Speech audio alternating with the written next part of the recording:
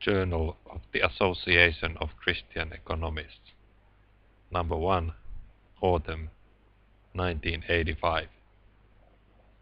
Biblical Principles and Economic Theory. George N. Monsma, Jr., Calvin College. Part 8.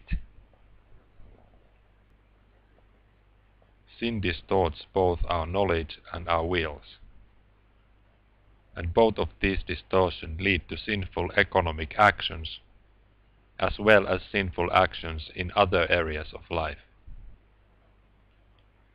Regarding their ignorance, the Lord tells the church at Laodicea through John, quote, "For you say, I am rich, I have prospered, and I need nothing, not knowing that you are wretched, pitiable, poor, blind, and naked." Revelations 3.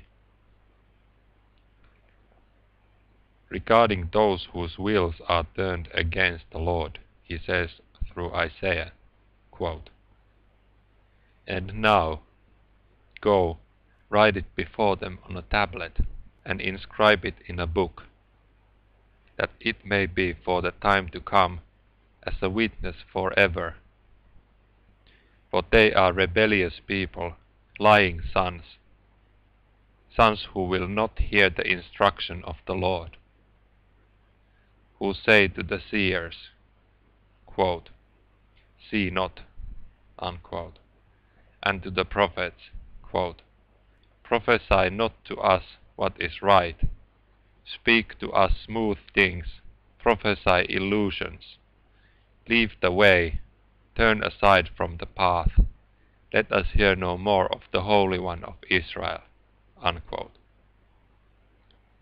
Therefore thus says the Holy One of Israel, quote, 'Because you despise this word, and trust in oppression and perverseness, and rely on them, therefore this iniquity shall be to you like a break in a high wall, bulging out, and about to collapse, whose crash comes suddenly in an instant. And its breaking is like that of a potter's vessel, which is smashed so ruthlessly that among its fragments not a sherd is found with which to take fire from the hearth, or to dip up water out of the cistern.' Isaiah 30.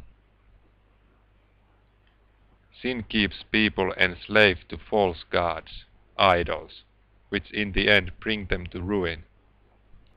Two such idolatries which are particularly involved with economics today, as well as in biblical times, are individualism and materialism. Individualism is the sin of putting oneself and one's own desires in the place of God and His commands. Economically, it involves believing that what one has is the result of one's own actions alone, rather than a gift in trust from God, and putting one's own desires for the use of goods in place of God's commands regarding the use of them. Surely the warning God gave to Israel through Moses before they entered the Promised Land is relevant to us today as well. Quote, "Take heed lest you forget the Lord your God, by not keeping His commandments and His ordinances and His statutes, which I command you this day, lest when you have eaten and are full, and have built goodly houses and live in them, and when your herds and flocks multiply, and your silver and gold is multiplied, and all that you have is multiplied, then your heart be lifted up, and you forget the Lord your God, who brought you out of the land of Egypt, out of the house of bondage, who led you through the great and terrible wilderness, with its fiery serpents and scorpions and thirsty ground where there was no water, who brought you water out of the flinty rock, who fed you in the wilderness with the manna which your fathers did not know, that He might humble you and test you, to do you good in the end. Beware lest you say in your heart, My power and the might of my hand have gotten me this wealth. You shall remember the Lord your God, for it is He who gives you power to get wealth, that He may confirm His covenant which He swore to your fathers, as at this day. And if you forget the Lord your God, and go after other gods, and serve them and worship them, I solemnly warn you this day, that you shall surely perish. Like the nations that the Lord makes to perish before you, so shall you perish, because you would not obey the voice of the Lord your God. Deuteronomy 8.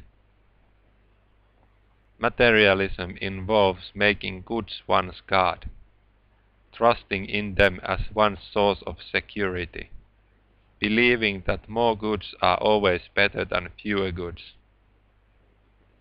This is contrary to the teaching of Scripture in Proverbs 11. Quote, Riches do not profit in the day of wrath, but righteousness delivers from death. And Hebrews 13.